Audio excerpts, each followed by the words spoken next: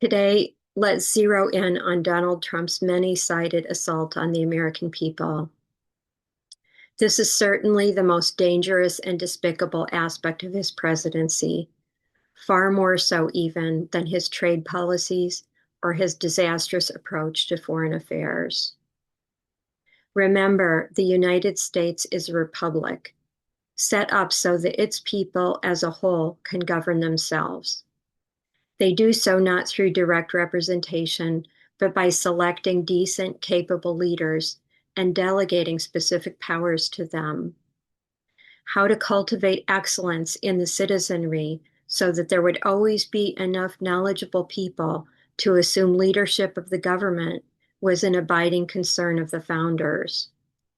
They recognized that creating a leadership class depended on giving citizens a chance at prosperity and cultivating conditions so that citizens have the bandwidth and education to be self-governing. Since the founding, leading Americans have crafted policies to ensure that as many people as possible would be autonomous, prosperous, well-informed, and educated so that they would have the wherewithal to select good leaders and be leaders themselves.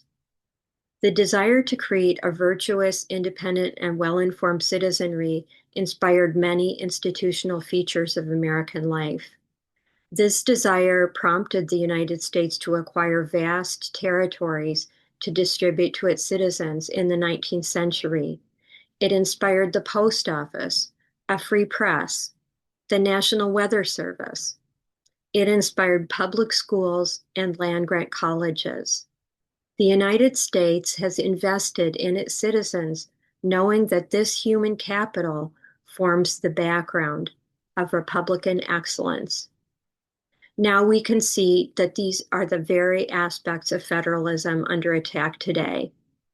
Since Donald Trump took office, he has waged war against the very aspects of federalism that directly benefit the American people, taking aim at public health initiatives, the post office, the weather service, Social Security, the freedom of the press, freedom of speech, public education, veterans benefits, and our world-class universities and other outstanding cultural institutions that enrich our life.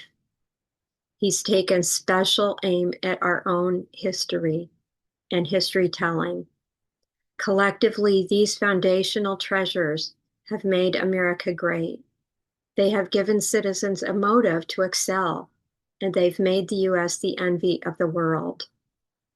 Donald Trump and J.D. Vance are beneficiaries of America's great system of higher education and the regulatory system that promotes initiative and prosperity by creating stable markets and fluidity.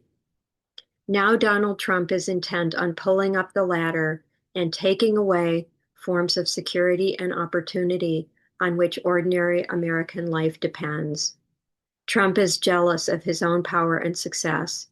He wants no one to excel but himself, and he is doing everything he can to turn the United States into a closed society where the prospects of ordinary people are dimmer and where information itself has been shut up, just like it was behind the Iron Curtain.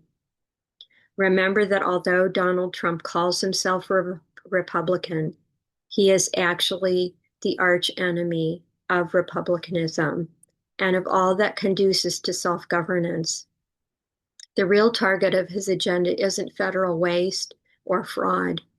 The real target of his hostility is the American people, with all their talent, self-respect, and dignity.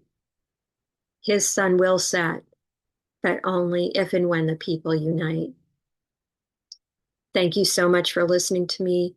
I hope that if you find anything of value in my brief statement, you will circulate it further, and I hope to talk with you again. Thank you.